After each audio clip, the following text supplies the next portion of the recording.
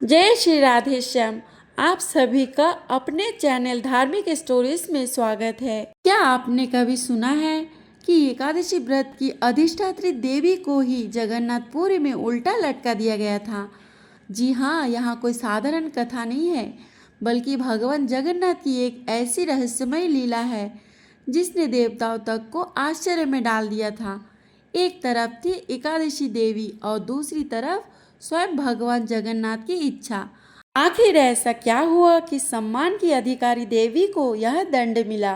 इस रहस्य को जानने के लिए इस वीडियो को अंत तक जरूर देखिए, क्योंकि आगे जो होने वाला है वह आपको चौंका देगा। जय जगन्नाथ। इस कथा में शिव मंदिर में एकादशी के दिन भात बन रहा है। हाँ, भात बन रहा है, दाल बन रही है, अनेक प्रकार के व्यंजन तरकारियाँ बन रही है। अरे इस कलयुग में जहाँ एकादशी के दिन भात खाना तो दूर की बात, उसका विचार करना भी महापाप माना जाता है। वहाँ श्री क्षेत्र पूरी जगन्नाथ मंदिर में आज उत्सव का माहौल है। भक्तगण आनंद बाजार में बैठकर तृप्त होकर महाप्रसाद पा रहे हैं। आखिर ऐसा क्यों? क्यों ये एकादशी माता का चाबुक नहीं चलता?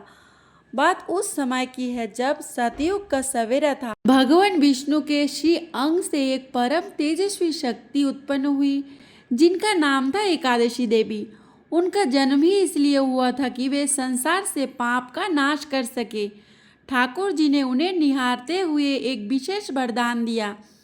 बोले, देवी, महीने में 2 दिन तुम्हारा राज चलेगा। जो भी मनुष्य उस तिथि पर अन्न विशेषकर चावल पाएगा, उसके सारे संचित पाप उस अन्न में समा जाएंगे, और जो तुम्हारी शरण में रहकर व्रत करेगा उसे साक्षात मेरा धाम प्राप्त होगा। एकादशी माता जो थी, उन्हें अपनी इस शक्ति पर बड़ा गर्व हो गया, और हो भी क्यों ना, तीनों लोकों में उनका भय था। स्वर्ग हो या पाताल, उस दिन कहीं चूल्हा नहीं जलता था। पापी से पापी मनुष्य भी एकादशी के दिन चावल को छूने से भी कपता था। अपनी विजय पताका लहराती हुई अहंकार में डूबी एकादशी माता एक दिन नीलाचल धाम यानी हमारे जगन्नाथपुरी पहुंची। जैसे ही उन्होंने मंदिर के सिंह द्वार पर अपना पहला कदम रखा, उनको लगा कि शायद ये रास्ता भटक गई है। उनका दिमाग चकरा गया। आज एकादशी का पावन तिथि थी, पर यहाँ का नज़ारा तो बिल्कुल उल्टा था। आनंद बाजार में हजारों भक्त बैठे थे। कोई भूखा नहीं था, कोई प्यासा नहीं था।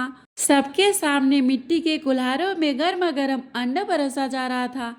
भक्त बड़े चाव से जगन्नाथ का उद्घोष करते हुए उस भात को पा रहे थे। एकादशी माता का क्रोध 7वें आसमान पर पहुंच गया। वे व्याकुल हो उठी, सोचने लगी, यह मेरा अपमान है। मेरे ही दिन यहाँ चावल, क्या जगन्नाथ जी मेरा नियम भूल गए? क्या उन्हें मेरी शक्ति का भान नहीं है? क्रोध में जलती हुई वे सीधे मंदिर के गर्भगृह में घुस गई। सामने रत्न सिंहासन पर ठाकुर जी अपने बड़े भाई बलभद्र जी और लाडली बहन सुभद्रा के साथ मंद मंद मुस्कुरा रहे थे। एकादशी माता गुस्से में लाल होकर बोली, प्रभु, यहाँ क्या अनर्थ हो रहा है?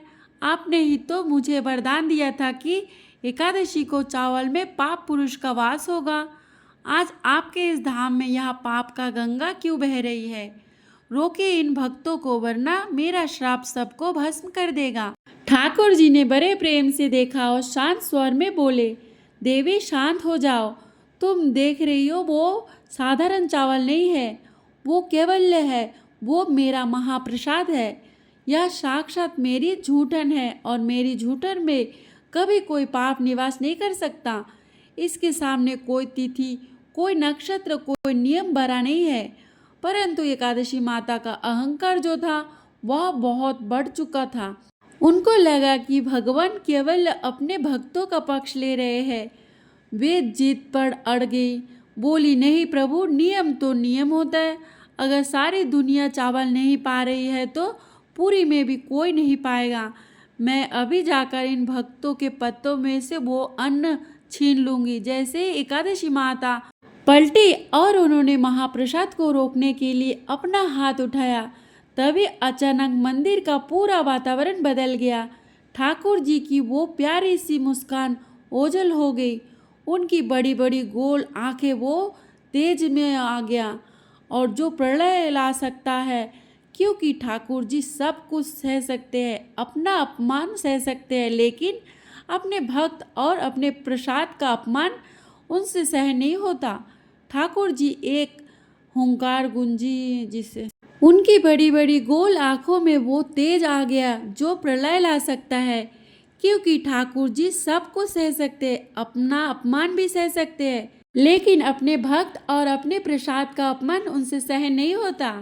ठाकुर जी की एक हुंकार गूंजी जिसने पूरे नीलशैल पर्वत को हिला दिया। वे बड़े कड़क आवाज में बोले, रुको देवी, तुमने बड़े महाप्रसाद को पाप कहने का दुस्साहस कैसे किया? क्या तुम भूल गई हो कि यहाँ महाप्रसाद साक्षात ब्रह्मा है? इसके सामने वेद पुराण और स्वयं तुम जैसी शक्तियाँ भी छोटी पड़ जाती है। एकादशी देवी बोली, पर प्रभु नियम तो आपका ही बनाया हुआ है।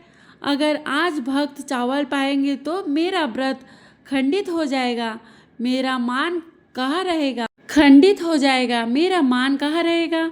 सुनो एकादशी, मंदिर की इस चौखट के बाहर पूरी दुनिया में तुम्हारा ही राज चलेगा। वो जो भी अन्न पाएगा उसे निश्चित ही पाप लगेगा, लेकिन यहाँ श्री क्षेत्र है, यहाँ मेरी पूरी है, यहाँ केवल एक ही नियम चलता है, प्रेम का नियम। यहाँ मेरे हाथ से निकला हुआ एक एक दाना अमृत है, यहाँ तुम्हारा कोई वास नहीं चलेगा। लेकिन एकादशी माता फिर भी नहीं मानी। वे बोली, मैं यहाँ अन्याय नहीं होने दूंगी, मैं इसी सिंह द्वार पर खड़ी रहूंगी और जो भी भक्त यहाँ महाप्रसाद पाएगा मैं उसके सारे पुण्य छीन लूंगी। अब ठाकुर जी का धैर्य समाप्त हो चुका था। उन्होंने अपने ही योग माया का आवाहन किया। बोले, तुम्हें अपनी शक्ति पर बहुत अभिमान है ना? तो आज से तुम्हारी यह शक्ति इस मंदिर के 4 दीवारों के भीतर शून्य हो जाएगी। अगले ही पल एक चमत्कार हुआ। अदृश्य दिव्य जंजीरों ने एकादशी माता को जकड़ लिया। ठाकुर जी के आदेश पर उन्हें मंदिर के ईशान कोण में ले जाया गया और वहां उन्हें उल्टा लटका कर बांध दिया गया। ठाकुर जी ने श्राप दिया, अब तुम यही बंदी बनकर रहोगी। तुम्हारी आंखों के सामने साल के 365 दिन, यहाँ तक कि एकादशी के दिन भी मेरे भक्त पेट भरकर महाप्रसाद पाएंगे। तुम सब देखोगी पर किसी को रोक नहीं पाओगी। यहाँ मेरी आज्ञा के बिना तुम पत्ता भी नहीं हिला सकोगी। एकादशी माता छटपटाने लगी। वे रोते हुए बोली, प्रभु यह तो घोर अन्याय है। अगर मैं यहाँ ऐसे ही बंदी रहूंगी तो संसार मेरा सम्मान करना छोड़ देगा। क्या भक्त मुझे भूल जाएंगे? उनका सारा अहंकार मिट्टी में मिल चुका था। उन्हें समझ आ गया था कि मर्यादा पुरुषोत्तम के नियम भी उनके प्रेम के आगे हार जाते हैं। ठाकुर जी तो करुणा के सागर है। उनका दिल पसीज गया। सजा तो हो ही चुकी थी, पर वो तो भक्तवत्सल है। उन्होंने बंदी बनी हुई एकादशी माता के पास जाकर एक अनोखा समझौता किया। ठाकुर जी बोले, देवी घबराओ मत, मैं तुम्हारा अपमान नहीं होने दूंगा। आज से एक नई रीत चलेगी। पूरी में एकादशी के दिन भक्त पेट भरकर महाप्रसाद पाएंगे, उन्हें कोई पाप नहीं लगेगा। लेकिन तुम्हारे सम्मान की रक्षा के लिए वे उस महाप्रसाद को पाने से पहले अपने मस्तक से लगाएंगे, उसे दंडवत प्रणाम करेंगे और मन ही मन कहेंगे, हे एकादशी माता, यह साधारण अन्न नहीं है, प्रभु का प्रसाद है। मैं इसे प्रभु की आज्ञा मानकर ग्रहण कर रहा हूँ। मेरा व्रत खंडित ना हो।